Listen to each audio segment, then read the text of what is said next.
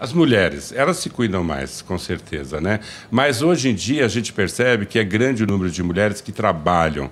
Elas, na verdade, estão sobrecarregadas, eu percebo, porque elas têm casa, têm marido, têm filhos, têm que administrar a casa, têm que administrar a sua carreira profissional, têm que ir para o cabeleireiro, têm que estar bonita. Quer dizer, a mulher é meio complicada, mas, ao mesmo tempo, a mulher é mais saudável porque ela vai ao médico, né? Willy, uma vez falaram uma coisa para mim que eu achei muito interessante. Tempo é questão de prioridade. Tem que priorizar a sua saúde. E para isso não tem, sabe, você tem que marcar e se decidir, eu vou fazer aquele exame que eu preciso fazer. Então, é uma questão de sobrevida hoje, né? Inclusive, uma coisa que eu acho muito interessante é que os planos de saúde, eles não são planos de saúde. Eles são planos de doença. Porque eles não fazem nada preventivamente. E, pelo contrário, se você se propuser a fazer um check-up pelo seu plano de saúde, você não pode. Então, os check-ups hoje em dia normalmente são particulares, é isso? São particulares. Então, as clínicas de check-up são, às vezes, particulares ou, às vezes, conveniadas com grandes empresas. Mas o que acaba acontecendo é que a pessoa faz vários exames com vários médicos e não fecha tudo num consenso só. Então, cada especialista acha que tem que pedir uma série de exames. Isso acaba sendo muito oneroso para o plano de saúde. Se o plano de saúde propusesse, na minha opinião, a fazer um check-up de cada colaborador seu, eu acho que estaria muito mais em conta. E hoje, com a mulher no mercado de trabalho, ela também tem que fazer check-up, não é isso? Com certeza. Você falou agora há pouco que existe uma sobrecarga de trabalho para a mulher. A mulher, realmente, ela tem o que a gente chama de dupla jornada. E muitas vezes também, elas fumam, bebem, daí complica-se tudo, não é isso?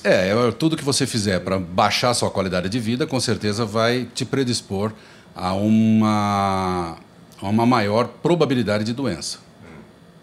Quer dizer, doenças, então, podem ser prevenidas, né? Com certeza. Existem muitas pesquisas no mundo inteiro a respeito de tentar se achar no GEM, que são os projetos genomas, qual é a alteração que vai predispor aquele indivíduo a ter um determinado tipo de câncer, por exemplo.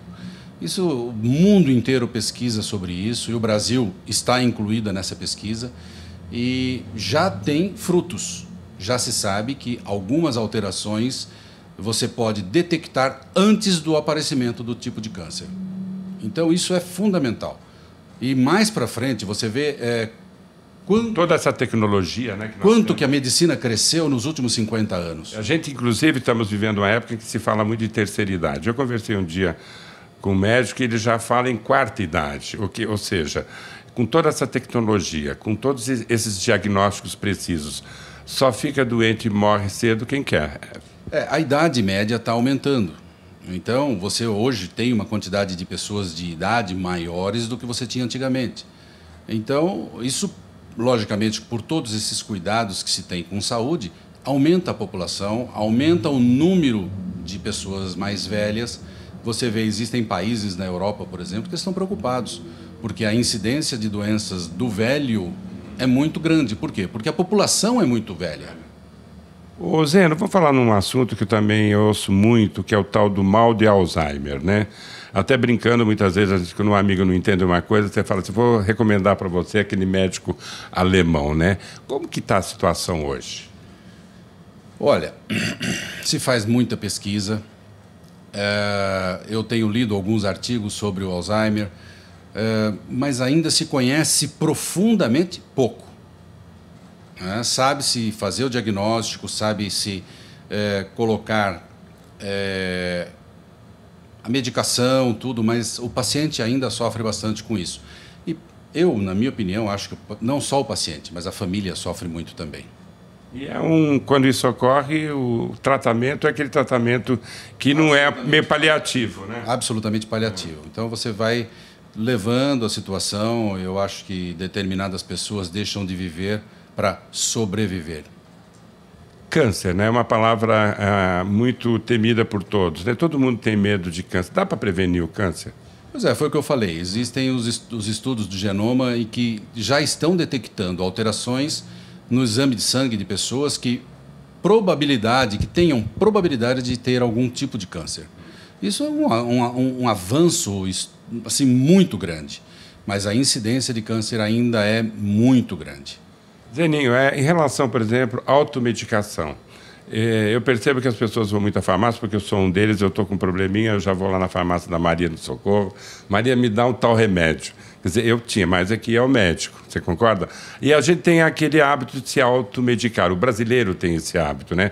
Como que você vê? É muito perigoso, não? Determinadas situações eu também acho que é muito perigoso. Mas nós não temos uma saúde pública que possa absorver todos ao mesmo tempo em que são necessárias consultas. Então, hoje, talvez, marcando uma consulta com um especialista na saúde pública, você marque para daqui a 2, 3 meses. Mas o seu problema é hoje. E aí, como é que você vai resolver? Você acaba se socorrendo por exemplo, da automedicação. E, às vezes, pior, da medicação do vizinho. O que o vizinho está tomando, você resolve tomar? Principalmente as comadres. Porque os amigos, assim, eu estou com probleminha abdominal, tem que fazer um regime, tem que correr, fazer exercício. E outro dia tive com um amigo meu, ele falou para mim assim, compra aquele comprimidinho tal de Acomplia.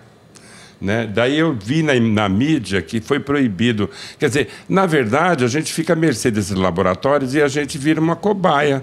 Quer dizer, se lança o remédio, você começa a tomar esse remédio, também é perigoso, não? Tudo tem seu risco. Né? São produtos químicos, são muito testados, são muito estudados, mas tudo tem seu risco. Então, as coisas que parecem muito novas, assim, dizendo que são as descobertas do século, a gente precisa ter um pouco de cuidado. Zeninho, como que um médico como você aí, que você já está formado há quantos anos aí? 30 anos. 30 anos exercendo a profissão, aí esses anos todos, quer dizer, de certa maneira você, hoje, posso dizer, é um médico aí que bem experimentado, né? Como que você vê essas novidades todas na área de farmácia que surgem no mercado? Olha, Levitra, a Viagra. E eu fico imaginando que a gente vai tomar uma coisa dessa e daqui um ano, 2 anos, eles vão dizer para a gente que isso faz mal. Daí você já tomou. Eu ainda não conheço muito, não. Conheço muito pouco da medicina. A gente acaba não tendo tempo para conhecer tudo que a gente gostaria de conhecer. Mas a gente precisa ter cuidado com esses medicamentos. Foi o que eu disse agora há pouco em relação à comadre, né? A comadre fala que tal remédio é bom, tal coisa é boa, precisa tomar um pouco de cuidado. E para nós, a gente ouve o galo cantar e não sabe aonde, precisa ter cuidado com todo tipo de medicamento. Para terminar esse nosso bate-papo aqui, bem informativo, mulher uma vez por ano tem que ir ao ginecologista e o homem também, não? Ou de 6 meses? Depende do caso. Né? Depende do caso. Existem casos em que a mulher deve consultar o seu ginecologista a cada 3 meses. Você tem paciente que vem aqui? Tenho paciente. E homens também da mesma forma. Muitas vezes você tem um problema de HPV, por exemplo, de um papiloma vírus humano, e você tem que fazer um controle rigoroso, porque sabe-se que o HPV ele é precursor do câncer de colo de útero. Então, você precisa fazer. O homem tem uma hipertrofia de próstata. Ele precisa tomar cuidado, porque essa hipertrofia pode piorar muito e pode não ser uma hipertrofia. Eu tenho um amigo com 49 anos de idade que apareceu um PSA elevado, foi fazer uma biópsia e deu câncer, com 49 anos de idade. Então, a gente fica hoje realmente muito preocupado. Quer dizer, a ordem do dia é se cuidar, é prevenir mesmo, né? Faça o exame preventivo. Se você puder fazer tudo na vida preventivo, seria ótimo. Não saia correndo atrás do prejuízo, porque às vezes não dá tempo. Obrigado, Zeninho.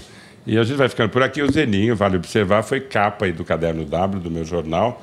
Aliás, deu uma matéria muito bonita, porque o Zeninho, além de ser um excelente profissional, ele é um ser humano muito, muito especial. E é um prazer sempre, Zeninho, conversar com você e aprender sempre um pouquinho com você. Obrigado. Obrigado.